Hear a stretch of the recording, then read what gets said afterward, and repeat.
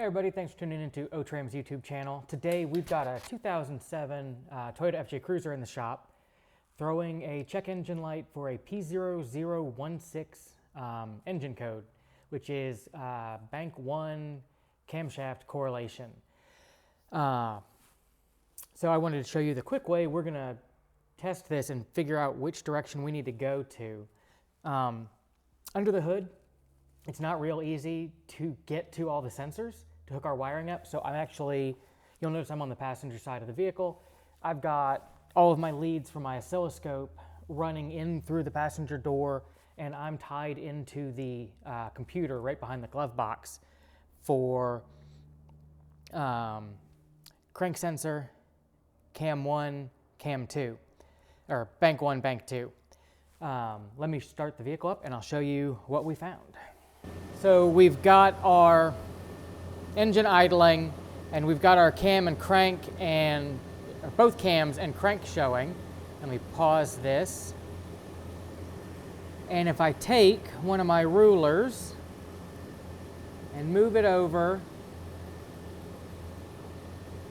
and this one's not a good one to pause. Let me see if I can get a better one.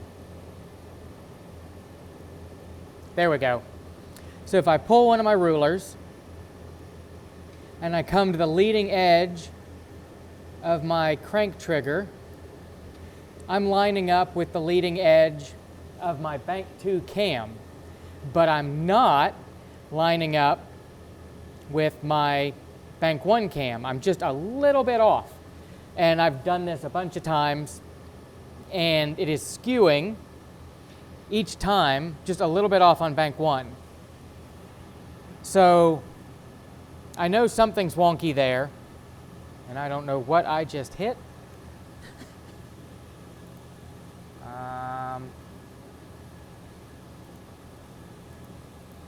I just went into full screen and I have no idea how to get out of it. There we go. Let me get out of full screen there. So I'm going to come into my scan tool, and I'm going to go to Actuation Test, and I'm going to go to Control the VVT System, Bank 1. And if you listen to the engine, and also if we get this going again, now we're running, and you can see that the red and the green stripes are fairly close but not lined up. You can hear our idle go wonky when we line up or we hit bank 1.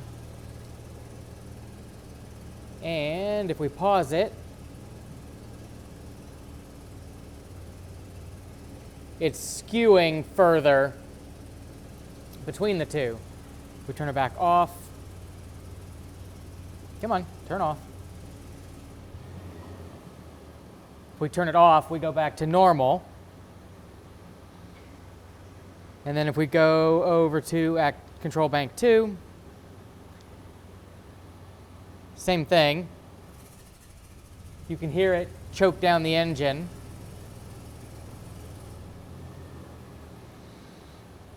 So we know that our oil control valves are working because they're changing the engine. We know all of our sensors are reading because we can see the signal on the computer here. But we aren't lined up right. Like here, we just randomly paused again. If I go to my green and my blue, they line up, but my red is still off. If I go to, I downloaded a known good waveform from this, from another truck on the internet. And we're gonna have to zoom in.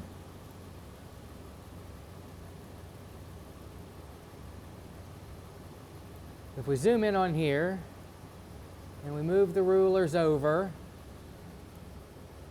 there's our line. We're lining up with this one. Perhaps that's not a good example. Let me get you a better example. I should have looked at the whole picture first. There.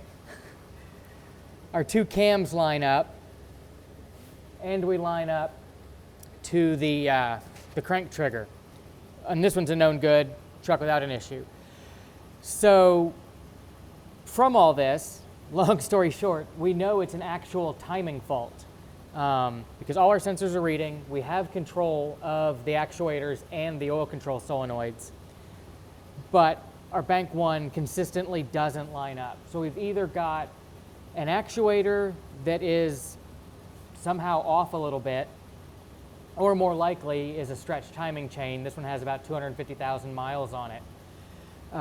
So I think our timing chain has stretched just enough that we're not lining up anymore. And I don't know how to get back to my old one. But